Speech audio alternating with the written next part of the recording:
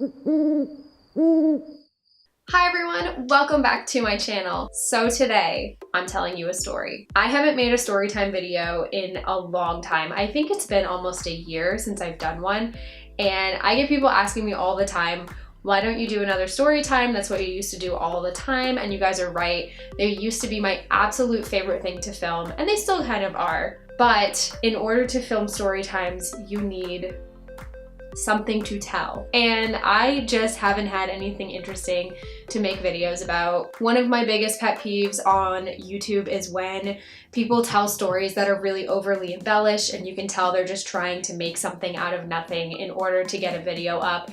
And I'm not really that type of person. I like to tell you guys 100% real, non-embellished stories that are crazy and fun to tell and fun for you guys to listen to. And I used to have so much more content than I do now. I've pretty much told you guys all the stories in my life that I could think of up until this moment. And then I thought of this one that we're gonna tell today. And this is actually something that happened a long time ago. This happened in like 2015, and I had forgotten about it. But because we are doing wedding planning, Brandon and I have been comparing notes about different weddings we've been to and what we've liked at those weddings and what we've not liked, so that we can incorporate stuff that we've liked into our own day and also avoid stuff that we didn't like. This came up. Today I'm going to tell you guys about the worst wedding that I have ever been to. Worst is a strong word, but I don't know how to... I will say that the bride and groom seem to have a wonderful, beautiful, magical day, which is very important. But I also think that when you are planning a huge, massive party like your day, it's also important to think about the people that you are inviting to that day. And I learned a lot from going to this wedding, because planning my own wedding, one of my biggest concerns has been my guests, and we have very close family and friends coming to our wedding, and I've been wanting to make sure that they're going to be comfortable and want to stay and want to have a grand old time with us all night, and their comfort is very important to me and their satisfaction is very important to me. And this specific wedding I'm about to talk about is one that taught me a lot about that and what you should not do. Without further ado, let's get into this. So we went to this wedding, like I said, in 2015, and originally we were not all invited to it. It was my mom and my stepdad. The bride was my stepdad's niece, but I didn't really know her that well, like at all. I think we had seen each other or met at a few like holiday parties and stuff, but it wasn't like we were really close to her and saw her all the time. But yeah, she had invited my mom and stepdad to this wedding months and months and months before. Then about a month before the wedding, my mom got a Facebook message, and it was from the bride, and she was like, hey, I just want to let you know that if you want to bring your kids, you can totally do that. And also if your oldest daughter wants to bring a date, she can do that too. She has a +1. And she said the same thing to my stepdad about his daughter, that she could come and she could bring a +1 as well. Now, that was kind of weird. If I've learned anything about wedding planning, guest count determines everything. It's how much you're gonna spend overall, like on your catering, how much you have to buy, like how much you have to buy for favors, for plates and silverware and all that. Like that's the head count. Like you want as little people as possible. And I thought it was weird that a month before her wedding, she was tacking people on. Now, it could have been that people RSVP'd no and she was trying to fill those seats, but either way, I thought it was weird. That's another 6 people total that you're adding to your guest count. My mom, regardless, was like, hey, do you want to come to this wedding? And we were like, sure, why not? We hadn't been to a wedding in forever. We were like, yeah, okay, cool. So the day of the wedding comes, and the ceremony was being held on the beach at a state park. I actually think that's a really great place to get married, because state parks tend to either be really cheap or free to get married at, as far as I know anyway. We get to the state park, and the first thing was that we actually had to pay to get into the state park, which was like, I guess I already knew that, but I don't think that they told the state park that they were having a wedding there, because I'm pretty sure that they would have like paid to cover the cost of everyone's entrance if that was the case, but they didn't do that, so we had to all pay like $5 to enter. The wedding was on the state park's beach. We walk onto the beach. We were about a half an hour before the ceremony, and the first thing that we see is nothing. Absolutely nothing. There's an arbor set up, like having just been set up, like the box is on the ground. And then all these chairs are stacked, like laying down, like folding chairs laying down in the sand, stacked on top of each other. And all around this are like 20 bags of decor from Walmart, like, or it was Walmart bags, I don't know. Like, it was like they had just bought it that morning because there were receipts in the bags. And they're just all over the sand, like everywhere. And there were maybe 2 or 3 people running around. And the second they saw us, they were like, oh good, can you guys help us set this up? What? They hadn't set anything up. And we were like, it was, like I said, like half an hour before this wedding. Like the bride was gonna be there in 30 minutes and there was nothing set up for her ceremony. They then proceed to tell us that she basically just gave them all of this stuff and said, do whatever you want with it. I don't care how it looks, just set it up and make it look like nice. The type A person in me immediately like jumped into action. I was like, yes, I will set stuff up, give me something to do, because I was like, the bride is gonna be so upset. She's gonna show up and there's gonna be nothing set up for her ceremony.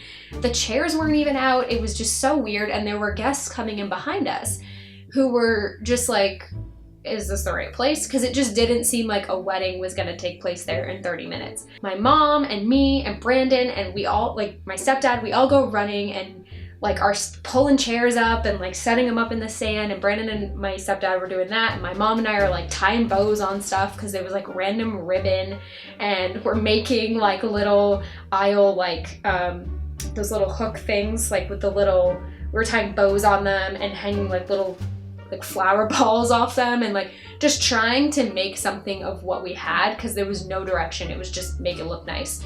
They're wrapping stuff through the arbor, trying to make that look good. So as we're doing this, I look up and I see someone that I actually know walk onto the beach, and he's a friend of a friend who plays violin, and he has his violin case with him. So I was like, oh wow, they hired him for the ceremony. That's so awesome. He sees me and immediately comes over and was like, what? I didn't know you were gonna be here. You know, how do you know the bride? I said, well, she's my stepdad's relative. And he was like, oh, okay, cool. Do you know where I'm supposed to be? And I was like, no. And he proceeds to tell me that they hired him like the week before and paid him, but he had no other contact with them from then to now. They had told him, show up at this beach, ceremonies at this time. That was it. No other direction. He had no idea what to play. He was asking me and my mom, like, do you know what I should play? Do you know what songs I should be playing? Nope, don't know. I'm supposed to be a guest at this wedding. Somehow we're doing setup. I have no idea. So he was like, okay, I guess I'll play some like common wedding songs, like, you know, very traditional kind of walk down the aisle songs. And we were like, sure, great, sounds awesome. He's like really professional and really good. I wasn't really worried about it, but I felt terrible for him because he just had no idea what he was supposed to be doing. So after he shows up, the notary shows up, and weirdly enough knew Brandon from Brandon doing electrical work at his house. And so he goes over to Brandon and he was like, hey, I'm the officiant. Where am I supposed to be?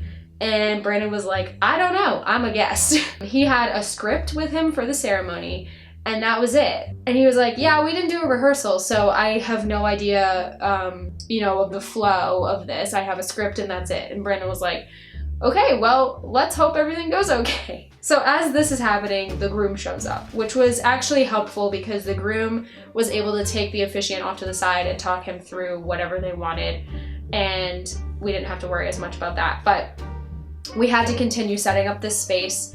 There are more and more guests showing up, and about 5 minutes before the bride arrived was when we finally finished getting everything ready. You know, the immediate family is seated. There were about 20 chairs, and then the remainder of the people had to stand because there was probably 80 people there. So you're talking 60 people just kind of standing up.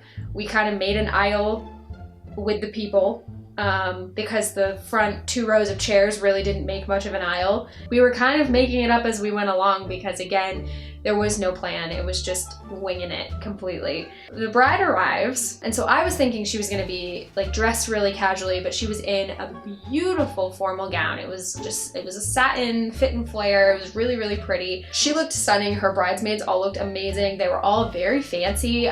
So I was kind of surprised by that because I really was like, this must just be a really casual beach wedding. But it turns out that she was really, really dressed up so elegantly. That doesn't really matter, but it was just, I was a little surprised based on the circumstances. So she comes down the aisle, everything's beautiful. The violinist is playing beautifully, completely improvising, but beautiful. So the bride gets down and the ceremony begins. And we realize we can't hear anything going on. There were no microphones, there was no sound crew at all. So there was no microphones, and we're on a beach. In Maine, in the dead of summer, there are about 300 tourists, 30 yards to the left, having a grand old day at the beach. Children screaming, running around, people talking. The wind was blowing, so it was, that speaks for itself, the wind. The waves were very loud because it's windy, there's a lot of waves. We can't hear anything going on in this ceremony. You could occasionally hear the notary say something because he was a little bit more, like his voice was a little bit more commanding than the bride and groom, but it was just like the entire thing. So I'm like, well, it's okay, because the first 2 rows of the immediate family could definitely hear them, so that was really what mattered. Like, that's like the close family and friends. I mean, my stepdad was family, but like, I'm talking about like her grandparents and parents and his grandparents and parents, like they were right there, so they could hear what was going on. But the rest of us, no, not a clue. So that was fine. But then, as the ceremony's going on, I noticed that there are tourists starting to wander down the beach to see what's going on with this wedding, which generally I would never do. If I was a tourist at a beach and there was a wedding going on, like sure, check it out from afar. But these people were literally coming down the beach, walking right behind the arbor to watch the ceremony. All I kept thinking in my head was the photographer's photos, like it's gonna be the bride and groom and then like a man in a Speedo, because that's literally what was happening. They were walking and stopping, like either dead center with the arbor or like off to the side, but not enough so that they'd be out of a photo. And I just looked at Brandon and I was like, these people have some nerve to be standing there during the ceremony. Like, this is so awkward. They're pointing like it was an exhibit at a zoo. I don't know. Like, they're just like, wow, look at that wedding. And I'm like, get out of the way. It was so bad. Then, middle of the ceremony, the officiant skips a page in the script. We were all kind of not checked out of it, but we couldn't hear anything going on. So I was kind of just like looking around, enjoying the atmosphere, it was very nice. And then all of the sudden I hear the officiant just very loudly say, "I now pronounce you husband and wife." And I thought, oh great, the ceremony is ending. But no, he had skipped a page in the script, completely skipped the vows and the rings and all the stuff that makes it official. The people in the back who couldn't hear what was going on, they all start applauding, like clapping, and the front 2 rows are looking super confused because they know that he screwed up somewhere in there. And the bride and groom are looking confused at each other, like nervous laughing, like looking out like, yay. The officiant then realizes what he did, flips the page back, and continues on like nothing happened. And they go into their vows. And I know this because I could see them both talking to each other, so I figured that was the vows. And then they bring out the rings. They dropped the rings in the sand. If you've ever lost something at the beach, especially in the really soft sand towards the top of the beach where the waves don't come up that high, so nothing gets packed down, it's deep, soft sand. That's where we were. We were at the top of the beach. That's like the biggest nightmare ever at a beach wedding is dropping the rings. Guys, I can't make this up. Like, they actually did drop them and spent about 5 minutes trying to find them because that's how quickly they like got buried in that sand. And luckily they were able to find them. The ceremony continued and then concluded. So at this point, I'm not expecting much of the reception. Like, no offense, it just seemed like very unorganized at the ceremony. And I'm thinking, well, the reception's probably gonna be super laid back, nothing crazy. So we get there. This was held in Portland. It was in this venue space at the top of a building. We walked in and I was so confused because it was so stunning. It was the best venue space I think I've ever been in ever. Floor to ceiling windows, big chandeliers, it had gorgeous uplighting, a massive dance floor. They had the tables all done up all around, the beautiful centerpieces, huge dessert table set out with the cake and then a bunch of cake pops and rock candy, and then there was a bar over in the corner and music playing and staff wandering around, and it was just like so much more organized than the ceremony. It was just such a contrast. It felt like we were almost at a different event. But nevertheless, we were excited. Like, we're like, whoa, this is gonna be such a good reception. This is gonna be so much fun. We find our seats at the seat chart. We go over to our table, and as we're getting situated there for cocktail hour, it gets announced that it's an open bar, which was really cool. I actually had never been able to drink at a wedding before because I think I was 21 at the time, and I had never been to an event with an open bar, so I was kind of excited. I'm like, oh, cool. And so we immediately go over, everyone's getting their cocktails for cocktail hour, and they bring out a big platter of cheese and crackers and some like assorted fruit. We were all really hungry. The ceremony was at like 3 o'clock, so at this point it's about 4:30-ish. And we knew we had like an hour to wait till the bride and groom got there and we could have dinner. So I made sure to get my little hors d'oeuvres in with my cocktail. And I was kind of nursing the cocktail because we had not had like a big lunch, and I need to eat when I drink cocktails. I was hungry, Brandon was hungry, everyone was really, really hungry. So an hour goes by, it's now about 5:30. Everyone's expecting the bride and groom to arrive any moment, and they're not arriving. Like, nobody is showing up. They keep calling them, oh yeah, they're 5 minutes out, and like 5 minutes would go by and like they wouldn't show up, and then they'd call them again, oh yeah, they're almost here, and it went on like this for a while. It was nearing maybe 6 o'clock or so, and people were getting really annoyed. Like, everyone was so hungry. We had cleaned out the appetizers. People were on like their second drink, and everyone's like just waiting, like, where are they? Why aren't they here? Everyone's in their seats at their tables, like anxiously waiting for them to arrive. So finally they get there, and we get word that what they had done was decided en route to the venue to stop at another location to take photos that wasn't planned. So it had taken additional time to do that. Like, they had one photo location and then they were like, oh, we're gonna stop here too, and then just decided this, knowing that we were all waiting for them at the venue, and it just took way longer than it should have. I was like, well, you know, whatever, it's their wedding day, whatever. Like, you're trying to like say to yourself it's their wedding day, but at the same time, guys, you have a schedule for a reason, and you've invited all these people to your party. They are waiting for you. I personally think it's a little rude to do that. That's just me. I'm a very timeline oriented person. I want to make sure people are pleased and moving and doing things constantly to keep them entertained. And that was just something that kind of ticked, I think, everybody off, was that they just stopped at another place, didn't tell anyone they were doing that, and were late, and I don't know. Anyway, so they all lined up, they come into the reception and they do their first dances, and everyone's excited and happy, and we're like, yes, oh my gosh, they're here. We're gonna have our dinner now. Everyone's so hungry. Everyone's on like their third drink. We all need to eat food right now. So after the first dance, we're expecting them to go up to their head table and get situated, and then the food to come out. I figured at this point it was a buffet because we didn't have meal options, or my mom on the original invitation didn't have meal options. So we all were like, oh, it's probably a buffet.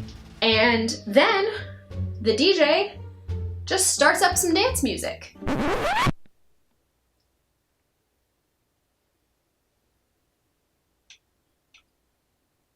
Guys, there was no food. They didn't serve us dinner at the wedding.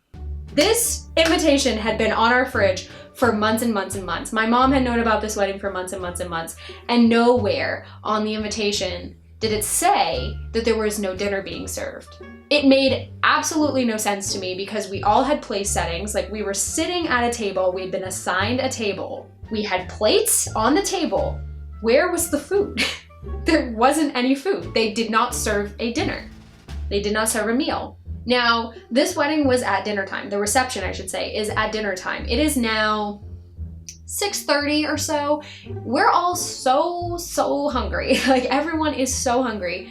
You have paid for an open bar for your guests, but you have not paid for them to eat anything other than cheese and crackers and cake pops. The cake was out with the cake pops. That was the dessert table. Nobody was touching that at the moment because they hadn't cut the cake yet. So at that very moment, all people had been able to have was cheese and crackers and some grapes.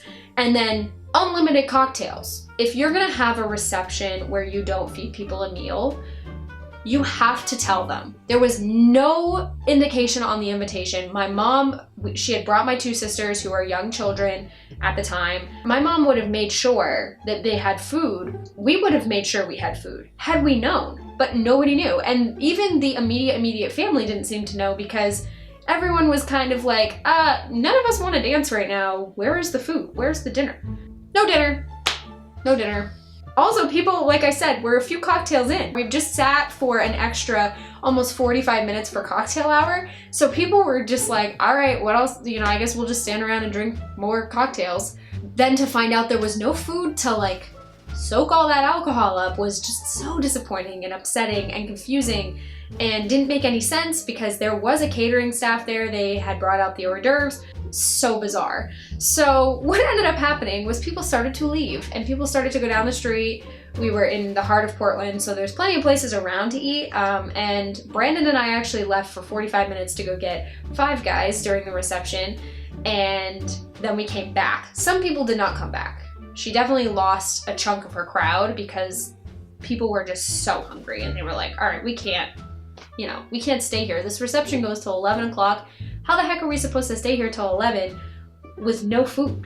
So from what I remember, my mom like talked to the wait staff and got them to like give my sisters some like extra hors d'oeuvres or something because she was like, I don't know what else to do. And I was like, go down the road, get them something down the road. And she was like, well, I don't want to leave. Like, it was such a difficult decision because you feel bad like walking out.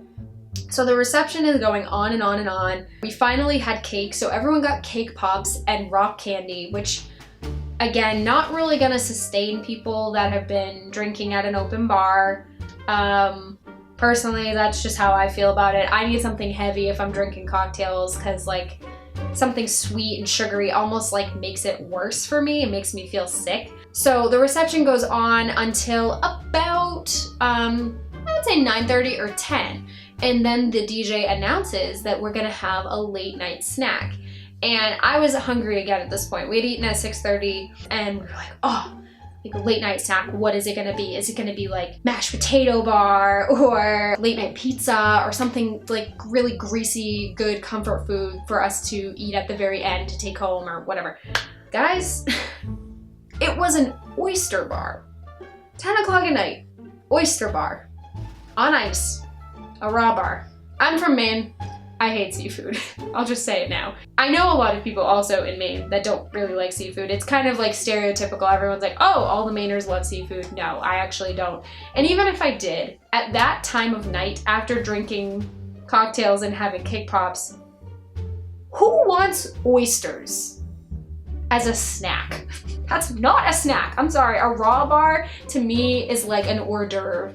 Before the meal. You have that before the meal. Maybe not. I don't know. I don't really eat oysters like I said. So maybe not. Is it supposed to be a late night snack? Because to me, a raw bar is something that you have like pre-meal.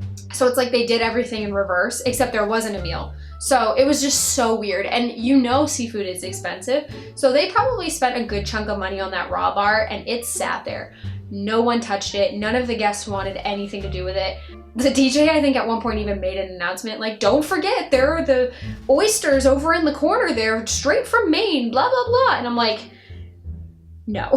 It was so weird. It was just such an odd selection of food and like lack of food. The bride and groom, I have to say, were having the time of their lives. You could just tell they were having the best time. They were so in love.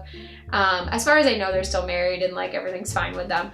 But it was just an odd wedding. It was just super weird. If they loved it, great. But I know that the guests were having a really hard time making it through the whole thing. I have never been to a wedding like that since. Like every time I've been to a wedding since then, there's been a meal, like we've been fed. And if there's not gonna be, you get told, you know, hey, we're not serving dinner. This was just so strange. Like the whole thing was strange. It was fun, but it was strange. I just had to tell that. Because as I've been wedding planning, there's so many aspects of that wedding specifically that I look at and I'm like, oh gosh, like we need to make sure not to do that, because it does leave an impression on a guest like me, who's sitting here 5 years later telling this story and remembering it very, very vividly because it was bad and it was not a pleasant experience for the guests. I think it's very important to make your guests comfortable. That's just me. If you're gonna invite them, they're close family and friends, you love them, you know them, you wanna take care of them. Be a little selfish on your day, but also keep your guests in mind. Keep their comfort in mind. If you want them to party and stay with you all night, you gotta kind of take care of them. So that is the story. I hope this tides you over in the story time department for now. Again, guys, I don't like putting out content for story times unless it's 100% like a good, funny, ridiculous story that I enjoy telling, and I like to be really authentic with what I tell you and not embellish things. This wasn't embellished. None of my story times are embellished, like I said. So that's just real life. So thank you guys so much for sticking with me. I know there's been a gap in content lately. It's been like a month. I have been so busy. I'm so tired of wedding planning, guys. I'm starting to get to the point where I just want the day to be here and I'm so done with everything else. So I've been trying really hard to get this filmed, and I'm glad I'm able to do that today. So I hope you guys enjoyed it, and make sure if you like my content, you give it a thumbs up, subscribe to my channel if you want to see more, and click the little bell so you know right when I upload. Thank you guys so much for watching and for your continued support, and I will see you all in my next video. Bye!